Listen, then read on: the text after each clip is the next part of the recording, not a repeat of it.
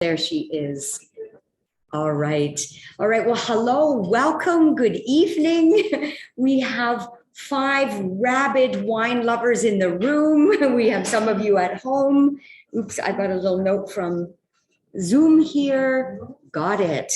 All right. And we are here. Thank you, Marc-Andre, so much for the beautiful setup. You've got some food in front of you. Those of you at home, I hope you have a little something to nibble on until the soccer game starts. I hope you have a glass of lovely BC wine. And we've got 4 wines in front of us on your little plate. I just want to navigate so you know what you have. There is a little slice of French brie. Actually, it might be from Little Qualicum.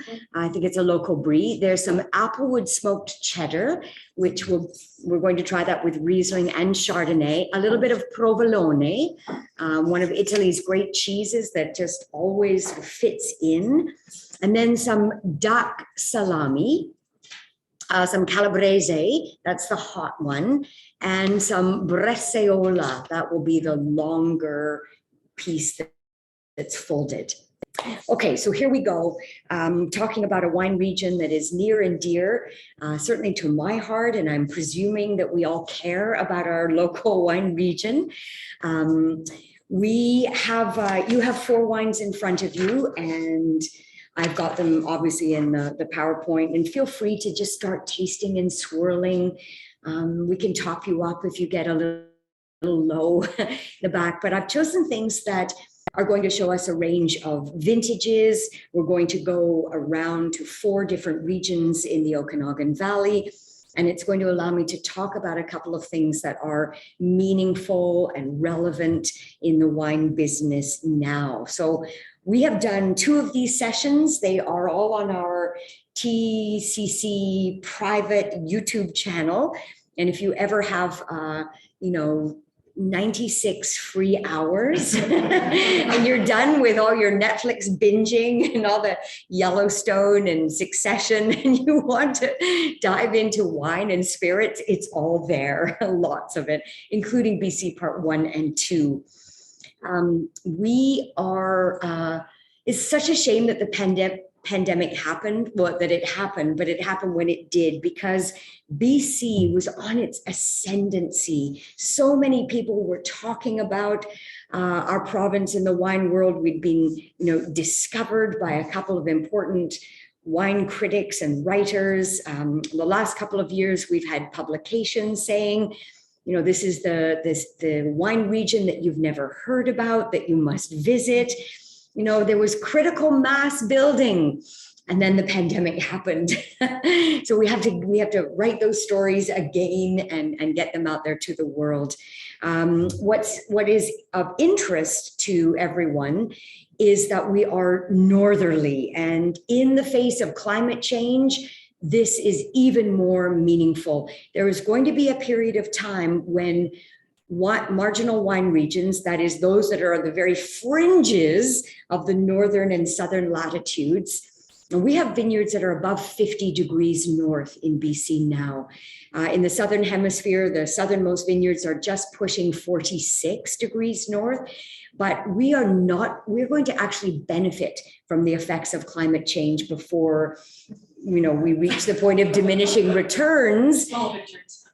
Very small victories, and it really isn't good in the scope of things, but it does mean that people are interested in our land. And one of our wines has a direct connection to that, which I'll talk about later. But at 49 degrees north, we have challenges. We have a very short growing season. In general, grapes love and need 100 to 120 day growing season.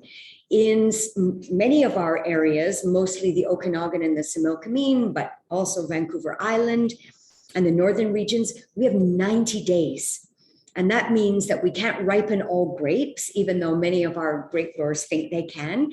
And we live on a bit of a viticultural knife edge. We need to farm intelligently. We take advantage of the fact that we've got 17 hours of sunlight and daylight at this northern latitude. That's the one benefit, is that we've got longer hours of sunshine and daylight, and that helps to mitigate for the fact that the growing season might be 2 to 3 weeks shorter. We also, in our most important wine regions, that is by volume, we have a semi-desert environment. So we have very, very hot days, which help with ripening. But then we have blissfully cold nights that are just as important as the warm, sunny days, because as the grapes ripen and sugar levels go through the roof, if we didn't have cold nights putting the brakes on sugar development, we would be harvesting in July. We'd have wines that were sugar ready, but not flavor ready, right? Because those flavors take weeks and weeks and weeks to develop.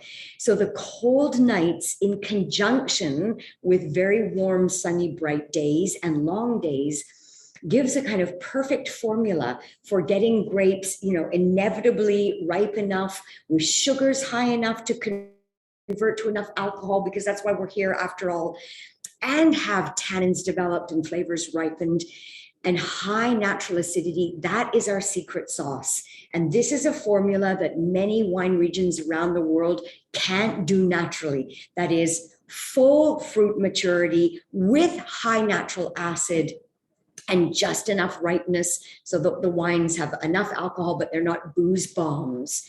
And now we know in the wine world that this matters. Right? We want wines to be fresh. We want natural acidity. We don't want heavy, exhausting, alcoholic wines.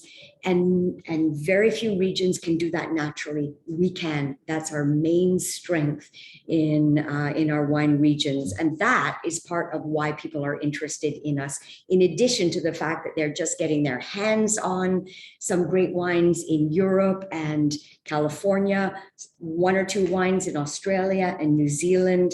So our time is now. And we do have challenges, though, like the pandemic and the fact that we are having fires all the time. But just as a little overview first, we are really, really significant in terms of the provincial economy. Right? It's more and more. This has doubled in the last couple of years. Prior to the pandemic, we were having over 1 million visitors, primarily to the Okanagan Valley and the Similkameen, but also to the islands. And everyone who goes to the Shuswap will pass by several wineries and stop. So it's, if you think about 45 million visitors a year to Las Vegas, this is nothing, but it is still significant for our little province. Now, this is an interesting point next. BC VQA wine. And VQA is our quality system, right? It's got rules that you have to abide by if you want to make a wine that you can put VQA on. It's like DOC or DOCG in Italy, AOC in France. It's what guarantees that there's some level of quality and authenticity in the wine.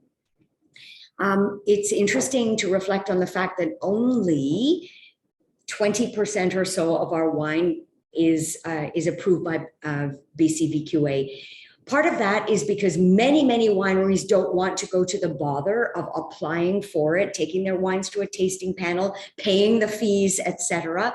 And if you sell out all your wine every year, why would you want the benefit of the marketing seal of approval that it's a VQA wine? So it's, most of our great wines are VQA designated wines, but there's still a lot that choose not to. But we have a dirty little secret in this province, and that is the fact that there's a huge sea of wine that we call international blends.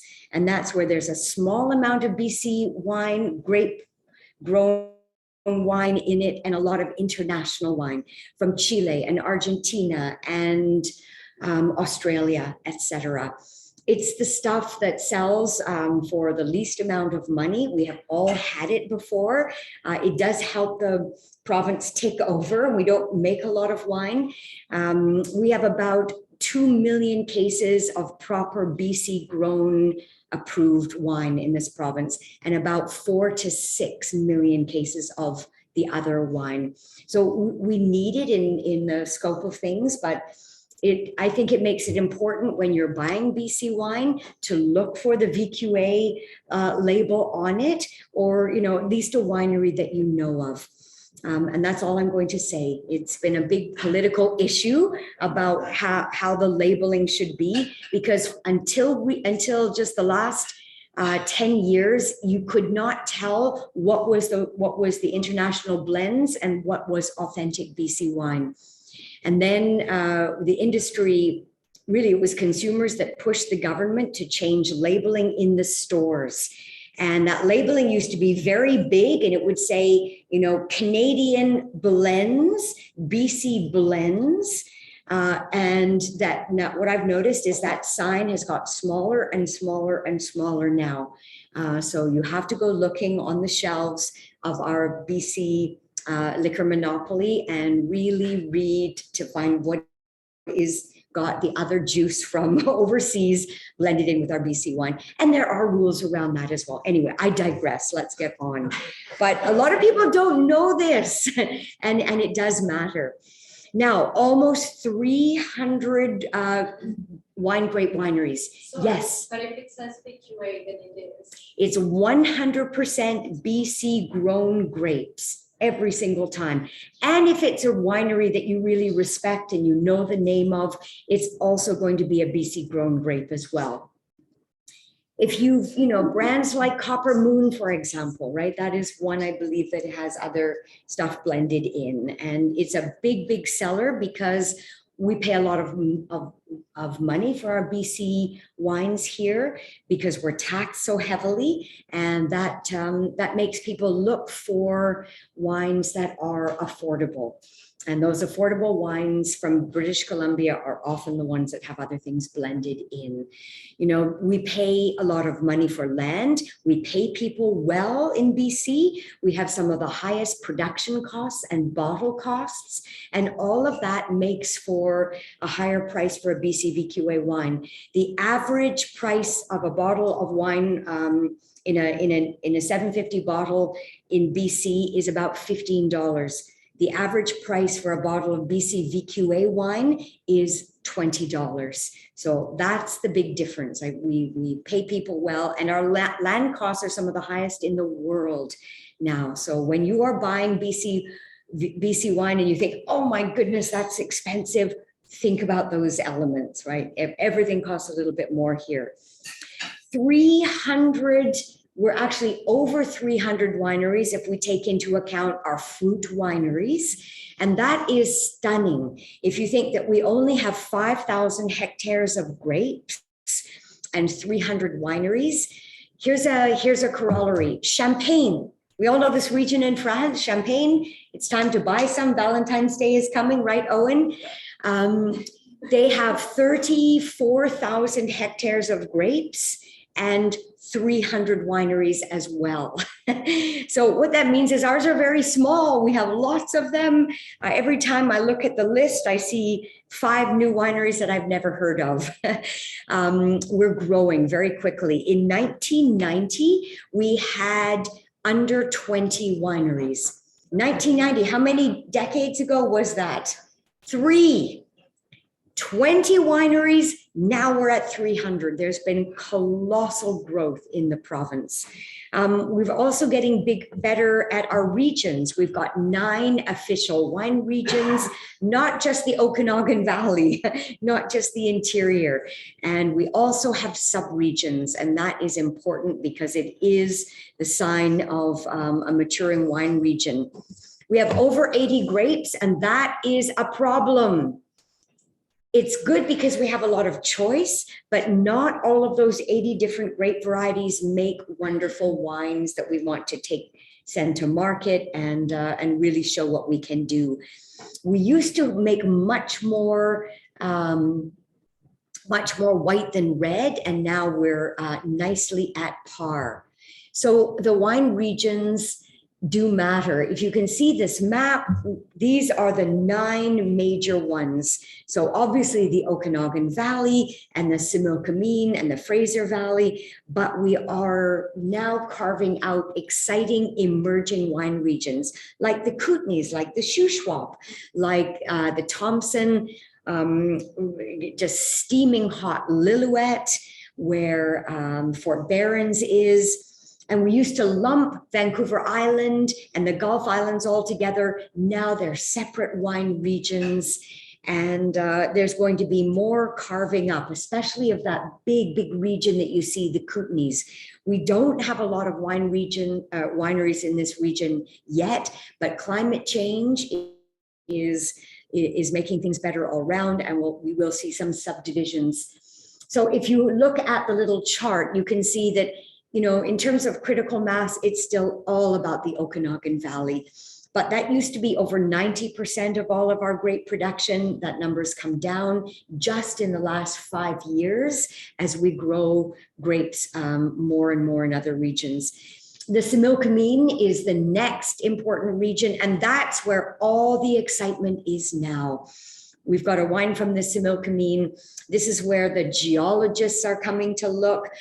Everybody who's got a wine project in the Okanagan wants to buy a little bit of land in the Similkameen. And the reason for that starts with the letter L, limestone.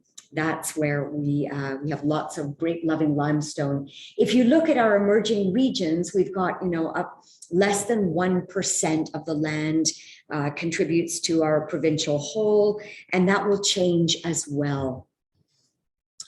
There we go. One little thing to remember is that if you see the regions, the name on the bottle, our rules are that 95% of what is in that bottle must come from that stated area. So if it says Naramata Bench or Golden Mile or Cowichan Valley, some of our new wine regions, then most of the fruit has to come from there. You're allowed to blend a little bit in, but those are standard rules around the wine world. It's nothing new for us. Now, what is interesting is to have a look at this chart and see how much we have grown. So we are currently sitting at just over 11,000 acres of grapes. And that is still a drop in the global bucket. We're just beginning to make it into a world wine textbook. Sometimes there's just still half a page or 2 paragraphs. I know in the Jancis Robinson's World Wine Encyclopedia, we're actually going to have a full page, and it will be divided between Nova Scotia and Quebec and Ontario and BC.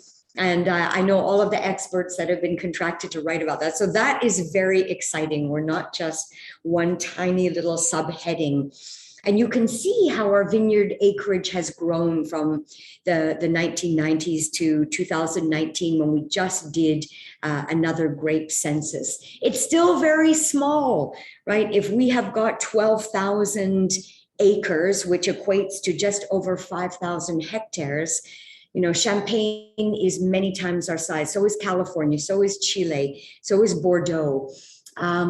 We have you can see the chart of wineries as well. In terms of our grape varieties, Pinot Gris and Merlot are still at the top of the pops, and it's going to stay that way for a while. Chardonnay is going to catch up, I think, and overtake Pinot Gris, but maybe not. And I think Pinot Noir will definitely overtake Merlot. Most of the growth in terms of acreage is in the South Okanagan. So the Osoyoos region, which already has 50% of the grapes in the entire province, is seeing more plantings. And that's because it's a little easier. It's big and open and flat. There's room for vineyards to be planted and to grow. The area where there are more wineries developing is the Naramata, Penticton, and Summerland. So people who want a tiny little winery on the Naramata Bench can still, you know, buy an orchard, pull it out, and plant grapes. And that's how we have growth in that all-important blue chip real estate. If we have a look at what has grown recently, this little graph here will show the white grapes. The purple bar is 2019, and you can see that Pinot Gris is still growing, but so is Chardonnay. Then we've got Gewürztraminer falling and Riesling growing, right? Riesling, we make a distinct style in BC. And, that's of interest to the rest of the world when you can benchmark a grape that everybody knows and loves and makes world famous wines in Germany and Austria and Australia. And here up comes BC with another style that can become a global benchmark. And so we're growing more as a result. And we have Pinot Blanc falling, Sauvignon Blanc holding steady. And if we look at the reds, you can see that Merlot has grown a little bit. The reason for that is Merlot will ripen. It's an earlier ripener. And in that 90-day growing window, it does it every single time. So it really is our Cabernet. It is our most important grape fodder. And we also make very nice wines with it. But look at the next grape, Pinot Noir, and how that has just skyrocketed. The reason for that is it's an early ripening grape. We've got beautiful soils for it. It likes a cooler climate, and the world is hungry for Pinot. And everybody knows this grape, and it's just going gangbusters. So is Cabernet Franc and Syrah. And those three red grapes are the ones that most wine experts agree make the best wines in BC and certainly have the potential to be even better. Look at Gamay, right? That is the sixth grape in, and Cabernet Sauvignon, still growing, but it's not ideally suited to every growing region. It's a late ripener and it's tannic. And the tannins ripen at the very end of the growing season. So it has to be in the right place, and that is the South Okanagan. Now, if we have a look at, what sells well, you can see that everybody has so much confidence in Merlot. It's the money maker for a lot of wineries, and it blends very nicely with things. So Merlot is not going away anytime fast, and neither is Pinot Gris. And the reason is it's a reliable ripener also. Now, I put this in just to show a little bit of how our rate of change fits around the world. So our rate of change has been almost 8% growth between 2014 and 19. So you can see that we're not growing as fast as Washington State. We are certainly not growing as fast as Oregon, but the world cannot get enough of that Oregon Pinot Noir, but we're going to benefit from that as well because our wines are in a similar vein of cool climate, crunchy Pinot. Ontario, zero growth. And then California, a little bit of growth as well. So we are, we're developing at a sustainable rate. Now, recent vintages, this is of interest because it's actually going to have a big effect on what we can get and how much it's going to cost. I have a 2017 in this flight, and there are lots of 17s on the shelves. And it's a challenging vintage, right? It was a very late start, and then it got incredibly hot. And then it got cooler at the end of the growing season. But this was also, to date, the most profound fire year. So sometimes those wines have a little bit of smoke in them. Fires are a huge discussion in the wine business today, and not just in British Columbia. In California, obviously, in Australia, the Mediterranean was on fire this last year as well. BC is at the forefront of science and fires. What happens when smoke covers a growing region?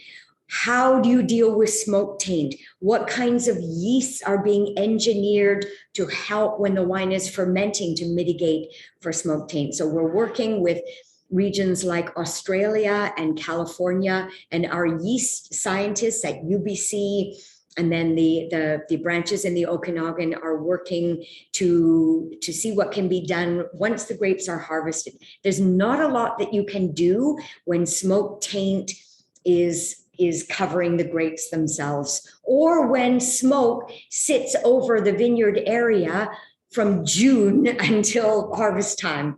And this is new and shocking and stunning and upsetting. And we've started to talk about smoke being part of the terroir. We just have to accept it and get used to that little ashtray tang. We're learning what grapes. It's really true. And sometimes some grapes, it's okay. It kind of fits in nicely with Cabernet and Merlot, especially if they are oak aged. Whereas in Pinot Noir, it shows much more. It shows in Gamay, it can show in whites. Thin skins, right? And a thin-skinned grape, exactly. A thin-skinned grape is going to absorb smoke, whereas a thick-skinned one like Cabernet has got some level of protection. 2018 was a vintage that also was nice and cool. The wines are fresh. The problem was we had a lot of smoke at the end of the growing season and it hung around forever. So that had an effect. 19, smoke-free. We had very few fires in wine country, and it's a gorgeous, gorgeous vintage. The wines are elegant. There's lots of acidity. Cooler, right? So the reds are fresh and crunchy and the whites are extra aromatic. Now, 2021, and we don't have any 21s yet, but we're getting them in. We'll have them on our list soon. This has been tricky. You know what this season was like. We had the heat dome, and then we've had drought, and then we also had fires, right? We made world headlines with almost 50-degree temperatures here. We had the entire town of Lytton heartbreakingly burned to the ground, and we've had fire challenges everywhere. So it's challenging. We've got less wine made. In some cases, 50% of the crop was lost through heat and then fire damage or smoke taint. And then 2022, if it doesn't get much better, what's great about 2021 is what did make it into the bottle is very high quality. There's just a lot less of it. People are very, very, very excited about what we have. 2022, well, what's happened in 2022? The heat snap. The cold snap. Remember Christmas when it was, we went down to -13 in the lower mainland? Well, it was -27 in parts of the Okanagan Valley. Vitis vinifera can handle -20 to -25, depending on grape variety, but we exceeded that. So we've had a lot of winter kill, a lot of primary bud, secondary bud, and tertiary bud damage, and killed, and vines that just shattered. The problem with this cold snap was it happened early. If it had happened in February, the vines had a chance to harden off. In December, the sap is still flowing. And that means that with that instant cold temperature, the sap freezes and the vine shatters. And that's what has happened, especially in the mid-Okanagan, in Naramata, Kelowna, Penticton. Down in the South Okanagan, it only got to about -18. And that's good news for everyone who has grapes in the South Okanagan. So, there will be wine, but the people in the Mid-Valley, it's a stressful time for them. They're looking for fruit in other areas. Anyway, more of that. Let's get to the better news, and that is, drinking and eating. This is actually illustrating what we needed to do during the heat dome, and that was irrigate day and night. The vines were so stressed with the temperatures and the aridity, and it's a good thing that we do irrigate in our wine growing region, so we were able to give the vines enough and stop the leaves from turning to crisp little yellow things. But the point is the vines go into shutdown. So they stop metabolizing, they stop doing anything at 35 degrees centigrade, and they go into a state of survival mode, shut down, and nothing ripens. Sugars don't develop, tannins don't ripen, and this went on for a significant period of time. So not great news for balance. This is Le Vieux Pin's vineyards, and it was over 48 degrees here. That was a challenge. But, the beautiful thing is nature does correct. What makes most of our wine regions, especially the Okanagan and the Similkameen, unique is we have a rain shadow effect. Also in the Gulf Islands and Vancouver Island. There are only a few like this in the wine world. One is in Alsace in northeastern France. Another one is Washington State. But we have one of the most impressive rain shadow effects. And we feel it here in Vancouver because, we get wet, we rust, and the interior benefits from a beautiful dry environment.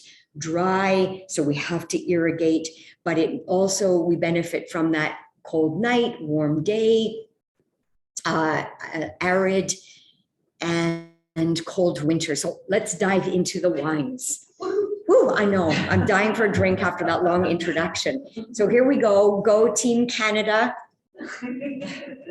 And go Thompson Valley. Right, so we have a wine here from one of our emerging wine regions. So we're in the screaming hot Thompson. Remember, this is not far from Kamloops. You're on the way to Chase. I have a timeshare in the Shuswap, up in the North Shuswap. So I always stop by at Monty Creek and Harper's Trail. So if you have a swirl and smell of this, what do you note? Come on, Jill, what are you going to say?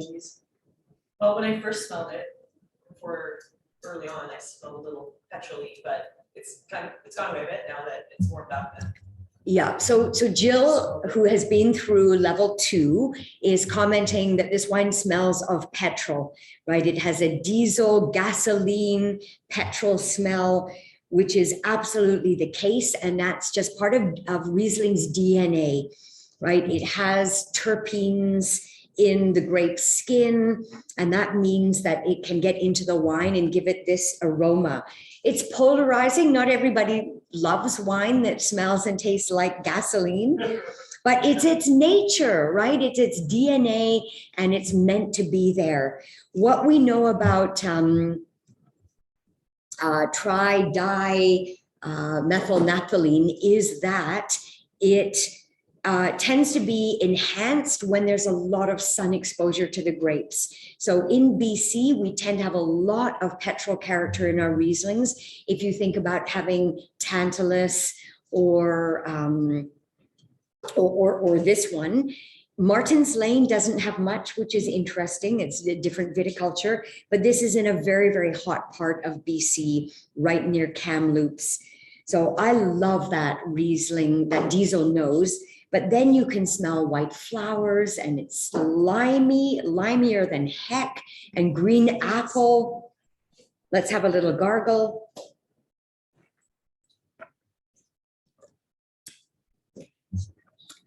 2019, cool, elegant vintage.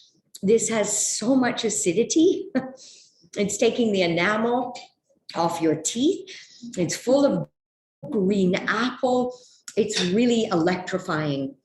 Right, this is an eye popper of a Riesling, but it's got lovely ripeness. If you have another sip, you can taste the suggestion of peaches, peach skin, yellow apple, pear. This will cut through the fat of the brie. So this would be a nice cheese to try, but also that fatty, I think maybe the duck sausage, the one that's got the biggest lumps of fat in is going to be great with this. And then you might also try a little bite of the hot calabrese, because Riesling's really good at putting out spicy heat. This is only 12% alcohol. And, that's something that's lovely in Riesling. And this is on the dry side. The previous vintage, the 18, had twice the sugar in it. So it really tasted off dry. In this vintage, they tightened the wine up. So it's got an unbelievable acidity and not very much sugar. And remember, sugar and alcohol is always an inverse relationship. So if you've got less alcohol, you'll usually have a little more residual sugar. And they managed to cut it in half in this one. I love the 18 as well, but this is an unbelievable place. It's also special because this, only a few years ago, the region of the Thompson got its sub-geographical official stamp of approval. And that matters. Why does it matter to have sub-regions? Because in the wine world, all classic growing regions are divided into big areas and then carved up into smaller ones that have a specific climate or a soil type or a microclimate or just a cultural tradition. So what we're doing in BC is entering that world of mature wine regions where we say, okay, we know the general style of wine that we make in the interior of BC, but now we recognize with 30 years of experience that it's a little different in the Shuswap and a little different in Kamloops and a lot different in the Similkameen.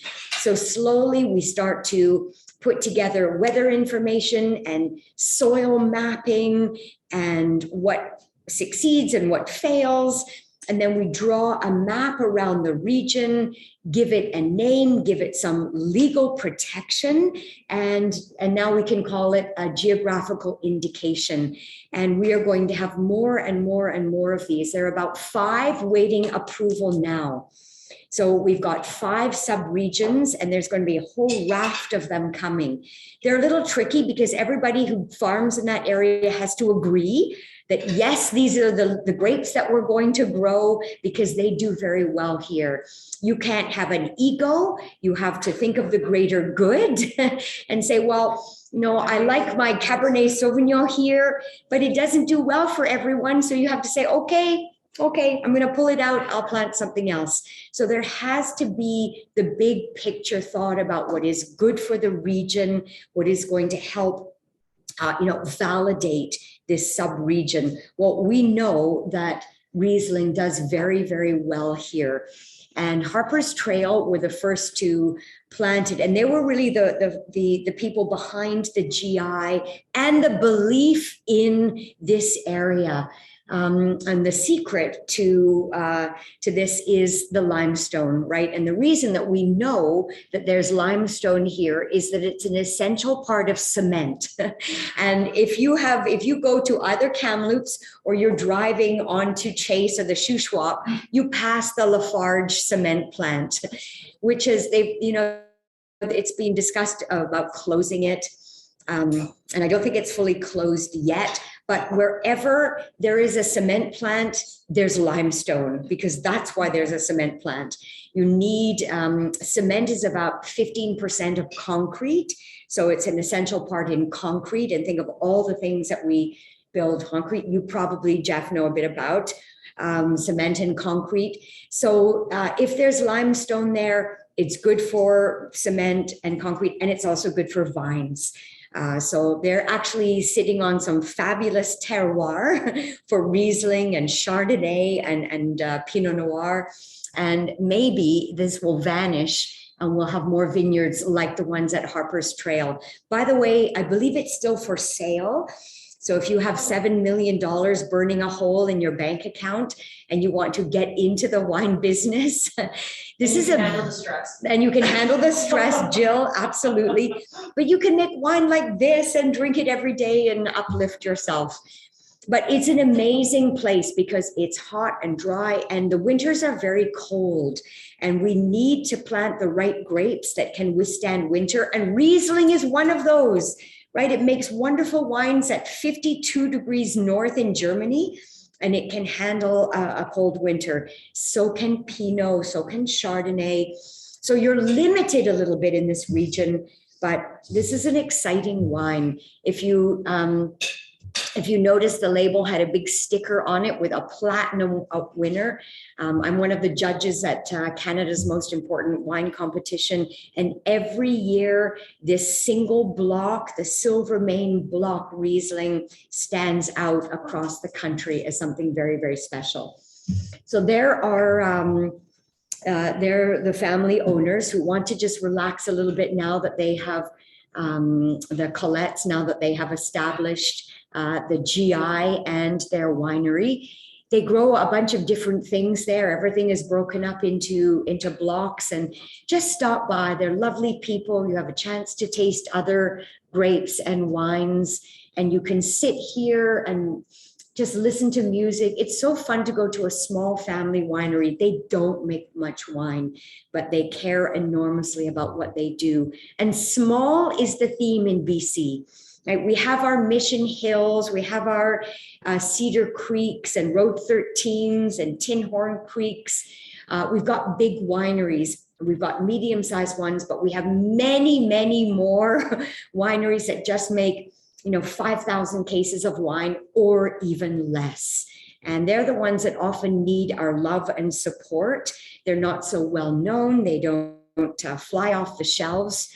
And that matters to Owen and to me. When you like to sit right there with your sunscreen on and plan where you're going to have dinner. Now, it's not easy farming here. It isn't. The soils are meager and you have winter to contend with, but they make a lovely range of wines. So, How's the rosé? Rosé is gorgeous. It is lovely and crisp. And I think we're going to do a little rosé bar, and just rotate some lovely BC rosés. Because the truth is, we're not going to get a lot of much BC rosé this year. We've got a private label one that we've made, but everything else, we're all trampling over one another to get BC rosé. You're alarmed. I am alarmed. There's reason to be alarmed, but we've got you covered. We're already buying. I've seen the wine cellar here. Yeah. All right, so let's move on to a little winery that I know some people know. I know Megan knows this winery quite well, but if you've never heard of Little Farm, let me introduce you to Little Farm. So we have it in our glass, and you can see that it's got a nice bit of color. It's also a little bit, is your glass cloudy? I know mine is. So this is meant to be this way, right? This is unfined, unfiltered, a wild fermentation, and a little bit of yeast in a wine or a beer is nothing to get worried about. So this is Little Farm Winery Chardonnay, and this is not the current release. The 2020 is on the shelves, but Owen and I chose this one, so we had a chance to look back a couple of years and talk about ageability in BC, because this, we can age wine in our province. The secret to ageability is, first and foremost, the wine has to be good, right? It has to be of a good enough quality that it can age. It has to be concentrated enough with flavor characteristics, but it also has to have acidity.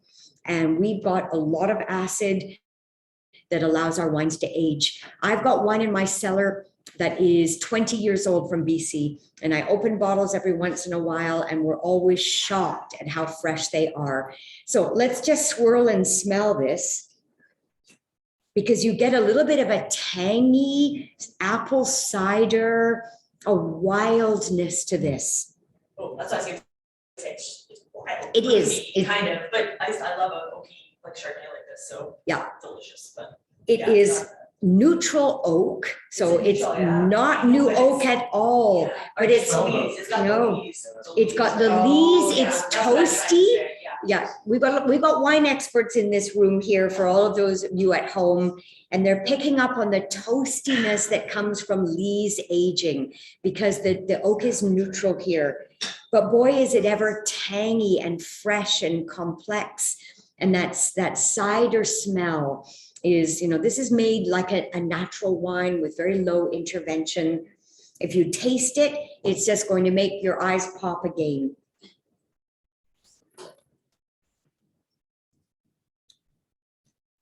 really tangy in the mouth. There's sort of lemon oil and apple and pear. There's almost a caramel taste to it. And it's really leesy, yeasty, toasty, mushroomy. Like this is not an industrial Chardonnay. And it's atypical, but atypical matters. In 2 weeks, I'm doing a session called Orange is the New White. And it's all going to be about wines that get a little bit of skin contact like this one. They are turning heads around the world. They're very meaningful. And that's because they make wine that is just fascinating and better for us and better for the planet. So Little Farm started in 2009 when two of my best friends, and I've known them both for over 2 decades, they had a bakery business. They were bakers in Peachland. And they decided to, they had kids, they decided to move to a little more land in the Similkameen, and they bought some land. They decided that they had just enough land to grow some grapes. Rhys Pender had become a master of wine in 2010, and he was very interested in doing everything from farming to making the wine. So they very optimistically put themselves, into hock with the bank to buy some vines and rope in all of their friends to come and dig and put in posts and wires. And they planted a couple of acres of Riesling and Chardonnay. And then they contracted a little bit of Cabernet Franc. Their first vintage was a few years later. And it was actually terrible because there was a cold snap and they lost half their vines and we all had to go in and graft over for them and replant. They managed to make 56 cases of wine in 2011. Not much, not much to pay off the bank loans, but this is where we're drinking from. This is the Mulberry Tree Vineyard. That is the Mulberry Tree. And it's a very, very humble operation, but their wines are in restaurants around the world. Part of that is because they're so good and interesting. Part of them is Rhys Pender, being one of the few 400 masters of wine in the world. So there's Alishan, there's Rhys, and they wanted to make wine that was not that far off the way the Greeks and the Romans did, with very little intervention. They don't have a lot of equipment. They pick the grapes, they and their friends. They foot tread. So everybody gets into a barrel, the feet are scrubbed. And remember, wine can support no pathogens. So even if the feet weren't scrubbed, it would still be okay. And they foot tread, and then the wine ferments in stainless steel or neutral barrel. They're all about building complexity in by letting the wine rest on the spent yeast cells. And that's why you can smell the toastiness. And this wine, if you have another taste of it,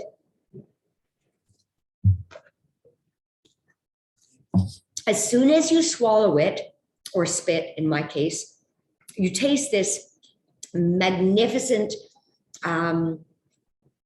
Chardonnay acidity, and then you start to get a rounding in the wine. So the wine stabs you, and now it starts to broaden.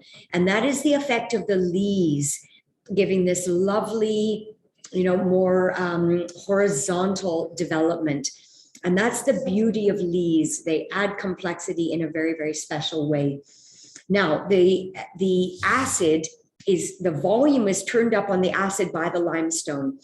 So we've got limestone in melt form. We don't have layers of it like you see in Chablis or Champagne. We've got it coating rocks. So it's in melt form, and it's sort of there in very, very thin skeins or layers in the soil. If you go and visit Little Farm, and Megan, you have been there, this is it. Right? They open up those doors, and that's their little tasting room and the winery, and they're just a few barrels and buckets in there. So when we say artisanal, this is it. But and then there's Phantom Creek, they're completely different. And then there's Phantom Creek, which is completely different, and I am going to talk about that. But, it's important to stop at these little wineries. They make one called the Pied de Cuve, a total, a sort of sourdough starter Chardonnay. There's one with a little bit of new oak, the newish oak. And just stop by. It's lovely. They've separated. So just usually Alishan is there, but Reese is still the farmer. Alishan is the winemaker. And the wines are absolutely fascinating. Okay, so let's move to, and it's the Similkameen as well, which is that little offshoot of the Okanagan, which is where all the excitement is in terms of finding the limestone. Now, this is a Pinot Noir that I think is one of the best that we make in BC. If you have a little swirl and smell, we're back to the lovely fresh vintage of 2019. And I know the family who owns Unsworth, used to own Unsworth, which I'll talk about, and the winemaker.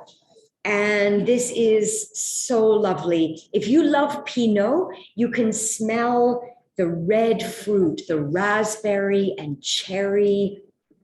There's something tart, cranberry, red currant, but there's an earthiness, right? It does smell like some nice turned earth, very damp, something gamey, but also something green and herbal. And that's what Pinot is. Pinot's got these lovely red and green characteristics. This comes from several vineyards, but the Saison is one of them. It's a mix of clones, and I love the fact that 8% is a clone. They just have no idea of what it is. It doesn't resemble anything else. The rest are all very fine Burgundian clones. It does see a bit of time in oak. If you have a taste of the brand new, the 20 is on its way out, but this is the one that is in a beautiful drinking place.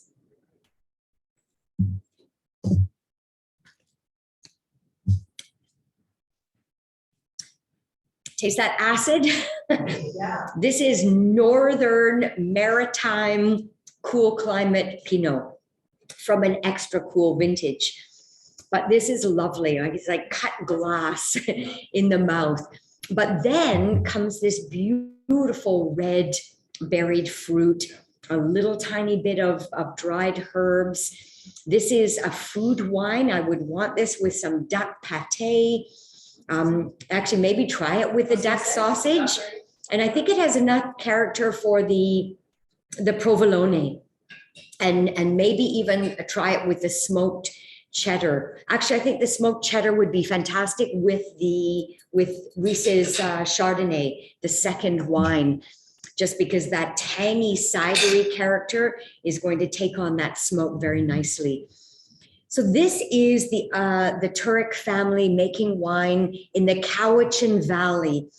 And, the world is interested in wines that are, from beside rivers and lakes and oceans because of the tempering effect. In the face of climate change, rivers, lakes, oceans can cool down the environment. And that's why, the islands and Cowichan is actually quite warm. So to have some moderating effects is important. Now, Vancouver Island is one of our newest GIs. It was actually in the summer of 2020. It was very, very exciting to get the news in the middle of the pandemic that something good had happened. And that was that Cowichan Valley received its sub-GI status. So that means that on this bottle of Unsworth, they can actually put Cowichan Valley VQA. So it's now an official VQA region. We've got more and more wineries on Vancouver Island, and there are all kinds of geographical features that make this special. It's not a particularly warm place, and the growing season is very short, which is why you find Riesling and Pinot Blanc, Pinot Gris, and Pinot Noir growing there. But it is of big interest. So there is, if you are going north on the island, you're driving up to Duncan or to maybe even further to Campbell River, or going over to the west to Fino, and you go through this region. It's there are more and more exciting wineries. To my mind, this is the class of the field. This is the Turek family. It's got a great story. That's Tim there, the founder, who was at UBC getting his economics degree. His summer job was working at a fish cannery. So he would go back home. He went to, he went to the boarding school in this region when he was a kid. Then the family decided to buy a summer home. Then he went and worked in a canning facility. And then when he got his economics degree from UBC, he was so into the canning business that he started one. And it's now the biggest canner in the province. They made a nice little packet of money and bought land, planted vines, and started Unsworth Vineyards. So it's a lovely story of, of how he's very, very attached to this. This is the marketing guy, Chris Turek, who's really fantastic. These are the vineyards.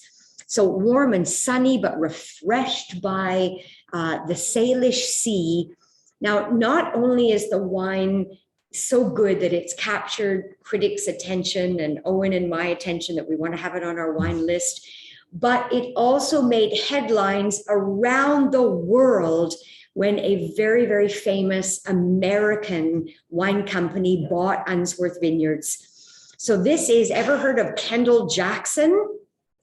Not Jackson Triggs, that's a BC company, but Kendall Jackson, one of the juggernauts of the wine world, up there with Gallo.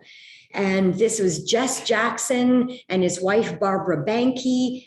Unfortunately, we lost Jess over a decade ago, but Barbara and her daughters run this empire. They've got wineries around the world. They were looking for a new project. Nobody thought they'd look in BC. Especially on the island, right? Especially on the island.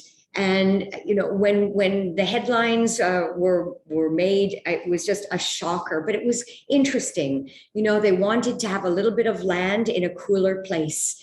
And BC was it, and Vancouver Island was that. So they're very, very supportive of the winery. They haven't changed anything except to give it a big injection of funds. And go and visit. It's a beautiful place. They've got a lovely restaurant, and their Pinot is special. It's not as rich as some Okanagan or Naramata or Okanagan Falls Pinots, but it is so true to the Cowichan Valley. And wine is about authenticity. This is authentic, down to the very last grape berry of maritime wine from the Cowichan Valley.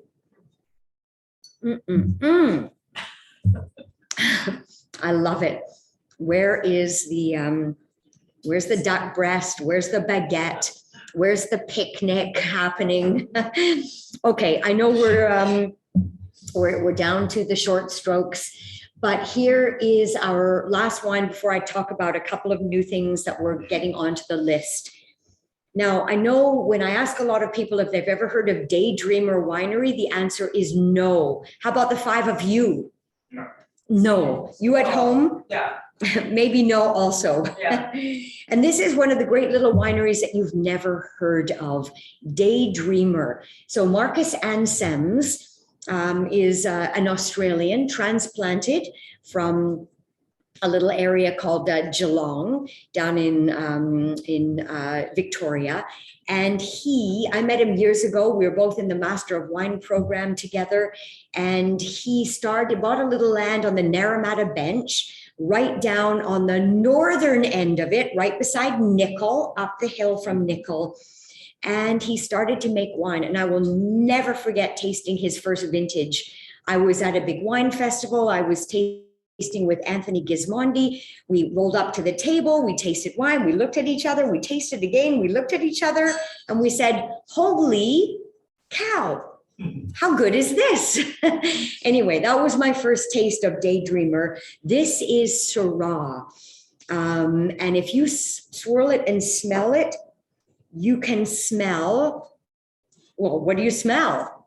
Really intense, concentrated black fruit and blue fruit, blueberry and violets, We smell black cherry. and black cherry and That's not wine. blackberry. Yeah. It's really intense little black fruits, but also so scented, so floral, so roses and violets. Yeah, an unbelievable nose. Well, when you look at this and you see that it has 10% Viognier, that's what makes it extra aromatic. This is called the Amelia. Let's have a belt.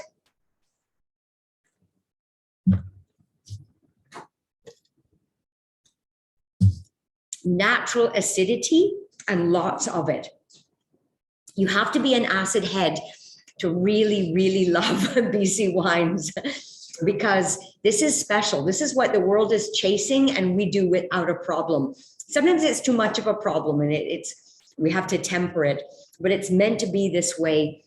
Now, this is also from a very new and cool vintage, the 2020, and there's a little bit of oak to support it. There's Marcus.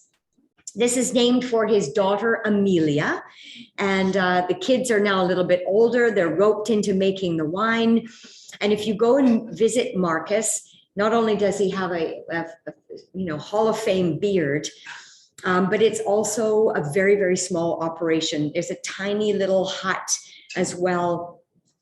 But his wines are very, very interesting. From the Syrah to the Riesling and Pinot Gris, and they're almost always sold out. Owen and I tried to get the Pinot Gris last year, and we were a day too late, and it was all gone. So we'll try to be better this year. But that's his tasting room, not much bigger than the one at Little Farm. He's a master of wine, and he also is from a very famous winemaking family in Australia. So he knows what he's doing. This wine is made in the style of a very famous Syrah region called Côte Rôtie, where they blend Syrah with a little bit of Viognier, and the Syrah grows on slopes like this, which is obviously not what we have in the Naramata bench, although his vineyards are on the upper part of the bench, so there is a nice slope. But this wine is like having a Côte Rôtie Syrah Viognier, very concentrated from the Naramata bench. And yeah, it scores a lot of points. It's a favorite for people. And this is a thing, co-fermenting red and white grapes together. Something magical happens. And the best wines are, the grapes are in the vat together, as you see here. What that does is the Viognier, obviously it makes the wine more aromatic, which is why this smells. I mean, you can smell the citrus and the lilies and the orange blossom in this, as well as the violet of Syrah, but it also deepens the color. So there's this magic thing that goes on, this hyperchromicity that makes Syrah darker in color. And if you have a look, this is purple, this wine, and it's going to hold its color for a long time. So co-fermenting is something that's very popular to do. Now, some things to look forward to is, one, a visit to Phantom Creek Estates. We've got a couple of the reds on our list, but the whites are very, very special. I had dinner last night with a very famous guy named Olivier Humbrecht, master of wine also. And he is the consulting winemaker at Phantom Creek Estates. We've sold out of the white wines, but I ordered some more today. And the whites are very, very special. Olivier is the master of white wines. He is world famous for his wines from Alsace in France. And we also have his wines from Alsace on our list as well. He's about 6'5". He never ever thought of consulting, and somebody that he knew who farms the grapes at Phantom Creek told him about this project. He got interested. This is his one and only consulting job around the world. And I had dinner with him last night, and I said, Olivier, do you really think we have potential here? And he said, I would never have come if I didn't think so. And he made sure that they sent him samples before he even agreed to come and visit. And he is so sold, so excited about the potential for whites here. They've got a very famous consultant making the red wines. And Mark Berenger from Berenger in Napa is the manager and the winemaker for the entire winery. And there is Olivier standing in the vineyard, and his fingerprints are all over the new vintages. We've got some of his wines on the list, and we'll get a couple more, just because this connection matters. When someone of his stature says, this is a great place to grow grapes and make wine, so good in fact that I'm going to stake my reputation on making wines here, that is meaningful. I mean, it's profound. It makes me want to cry. It's so important. He's all about biodynamics. So everything is being converted to organic and then biodynamic farming at Phantom Creek. And by the way, Mission Hill is converting all of their vineyards to organics as well. It's the way of the future. It's the way we have to go. It's only what we're going to buy here in the future. And a couple of other things that are coming, in addition to the Riesling, Pinot Gris, and the Viognier from Phantom Creek. Lightning Rock, this Rock and Young couple here make beautiful Pinot and Syrah and sparkling wines. We also are going to get some wine from Monte Creek, which is a crazy property that's making award-winning wines. Ever heard of 50th Parallel? Right, yes. They're right up in Lake Country. Beautiful property. Very beautiful property. And you, are crazy too, that own it, right? Like they're the glamour farmers. Right? Yeah. Glamour farming. So totally. she wears her Louboutins in the vineyard. He wears his Prada glasses. It's a bit crazy, but they do. Chain reaction. Wait till you taste this Pinot Gris. Platinum medal in the LG Awards, and a few pet nats if you haven't heard of what those are. Now, next week is cocktail time. So we're going to have kits if you want to stay at home and drink the cocktails. Ray is going to be here, our star bartender, Ray Yoon. And this is a topic that is going to talk about the classic cocktail era, the golden age of cocktails, the classics, and then how they have changed over the years. And Ray's got a couple of exciting new things. We'll talk about the new program. So if cocktail, that's your steez, don't miss that. And then the week after, we're back to wine with orange wines. So skin contact whites and you know, how delicious they are and weird and wacky. And we'll have a range from around the world to learn a bit more about this, you know, this revolutionary trend that's really taking over.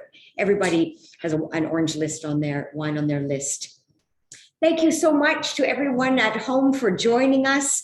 I hope you learned a thing or two. And yeah, go BC, go Canada. See you next week. Are we off? Are we okay? Good job. Yeah, that was awesome.